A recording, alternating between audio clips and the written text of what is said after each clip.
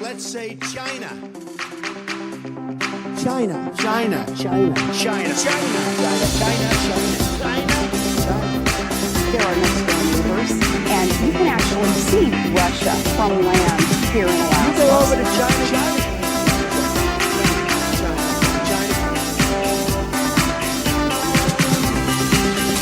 I did not have sexual relations with that woman.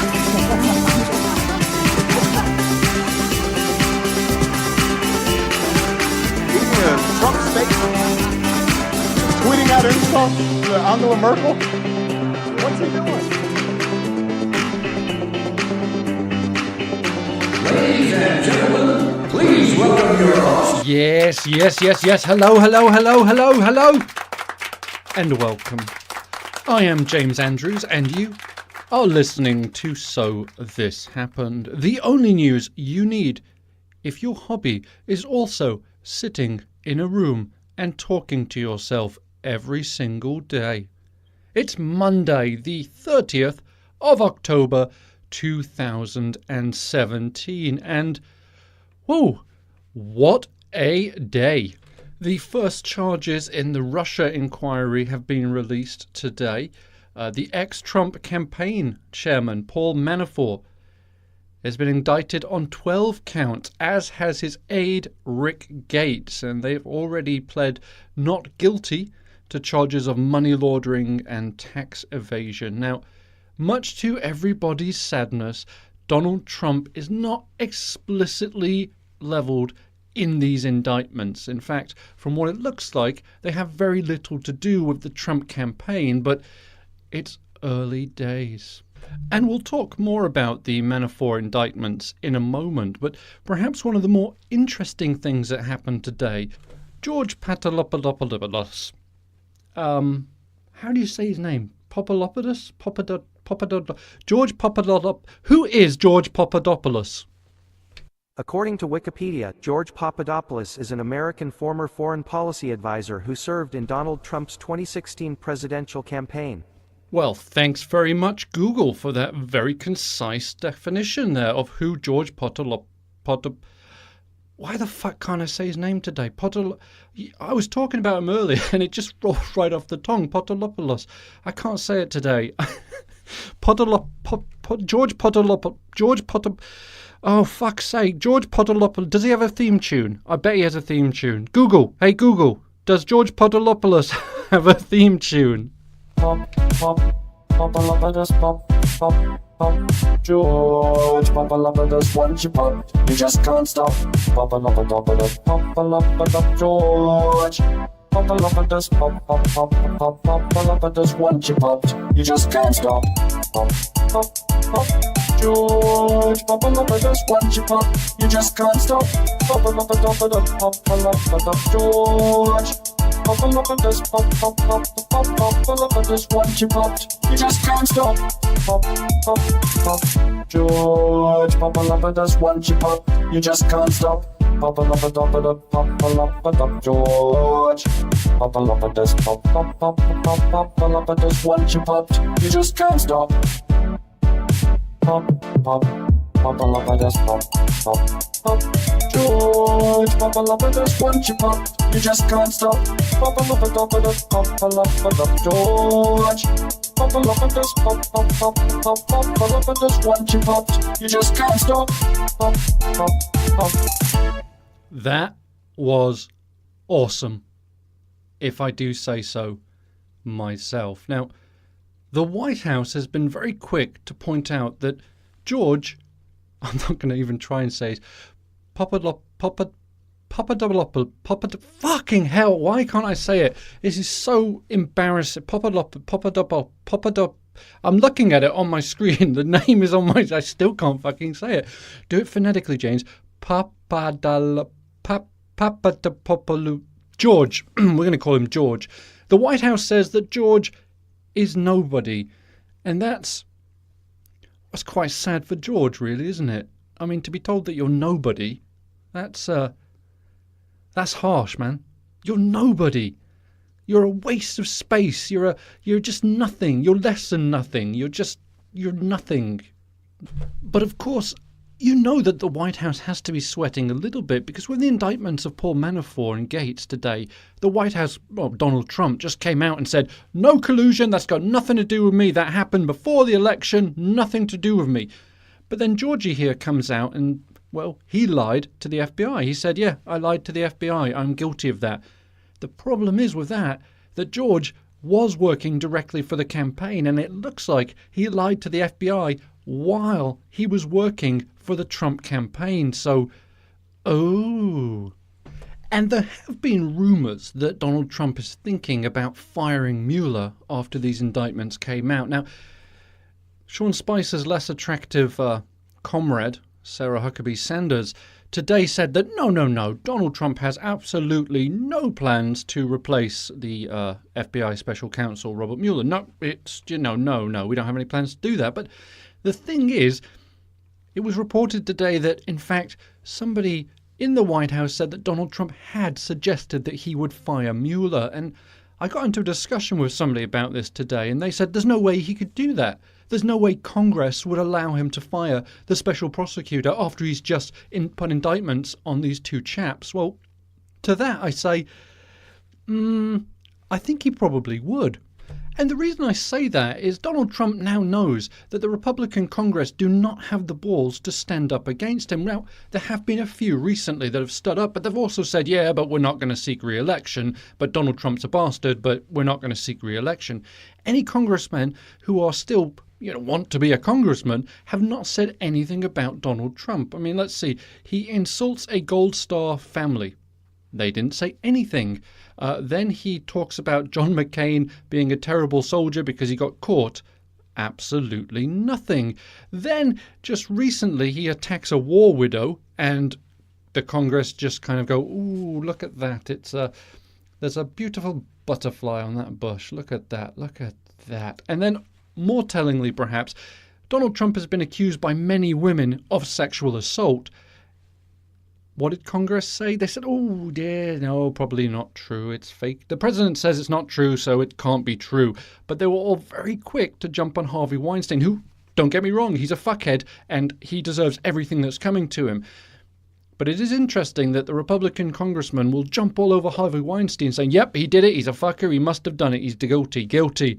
But when the president was accused of the same thing, they said, no, Donald said he didn't do it, therefore he didn't do it. His word is bond, God damn it. What say you say? Oh, the whole pussy-grabbing comment? That was just boys being boys. We all do that. Hey, when I'm in the gym, I'm always going, yeah, I'd like to grab her pussy. Her pussy looks grabbable. A grabbable pussy. Locker room banter, lads, that's all it is. Double standards much? But that aside, the White House, and specifically Donald Trump, has been tweeting all day about, yes, you've probably already guessed it, Hillary Clinton. It seems that he just can't. It's either Barack Obama or Hillary Clinton, right? One of those two did something that just pissed Donald off. It's all their fault. Now, he's still blaming Hillary Clinton for collusion with the Russians. And we said yesterday, or Friday we said, didn't we? Why do you keep doing that? Why do you keep blaming someone for colluding with the Russians who didn't win the election? Either the Russians are really shit at their job, or that never happened. Right? It doesn't make any sense. Still, that will never make sense to me, why Donald Trump won't shut the fuck up about Hillary Clinton and Barack Obama. I just don't get it. Anyway, I promised we'd go back to Paul Manafort and Mr. Gates, and indeed we are going to. So, amongst other things, Mr. Manafort and Mr. Gates have been charged with conspiracy against the United States. Well, the question is, what the hell does that mean? Well, I will tell you. Now, firstly, you cannot be charged with conspiracy alone. The law says that there has to be two or more people. And that's what we're seeing here. It's both Manafort and Gates are both being charged with committing conspiracy together against the United States. And it's a fairly broad law. What it actually says is it's against a group of people who, and I quote, commit any offence against the United States or to defraud the United States or any agency thereof in any manner or for any purpose. And that's all sort of legal babble. Essentially what that means is if you defraud the US out of money, if you're trying to cheat the government out of money, then you could be charged with conspiracy against the United States. Now, the interesting thing about this is, what is the punishment for conspiracy against the United States? Well, it's a maximum of 5 years in prison and a fine of $250,000 for individuals. But if they are found guilty of any of the other offences, a longer sentence could be applied to it. You have the 5 years for conspiracy, and then any other conviction that you get will be added on top of that 5 years. So Mr. Manafort and Mr. Gates could be looking at a little bit of prison time here. I bet they didn't see that coming last week, did they? Now, because this law is so broad in its scope, a number of people have been found guilty of this. Probably most prominent was Jeff Skilling, the former chief executive of Enron. He was jailed in 2006 for 24 years. And that was later reduced to 14 years on appeal. It's still quite a long time in prison. And so you've got to think that Paul Manafort and Gates are sitting there right now going, fucking hell, man. We could be going to prison. And you can guarantee that there will be plenty of opportunity to make plea deals on this. You have some information about Donald Trump and Russia. Maybe if you give that to us, maybe you'll just have to pick up trash on the side of the highway and you won't have to go to prison. How does that sound? Pretty good, huh? Sounds good to me, to be honest. Not picking up trash on the side of the highway. That sounds awful. But a plea deal, that sounds quite good. And enough of that, because it's something we're going to be talking about for a long time. So we're going to shift gears completely and talk about Kevin Spacey. Kevin Spacey came out today as being gay. Now, normally, this would sort of be cause for celebration, and people would say, wow, a Hollywood A-lister has come out as being gay. Fantastic, well done, congratulations. But not so today. Kevin Spacey is actually facing quite a bit of heat for coming out in the way he did.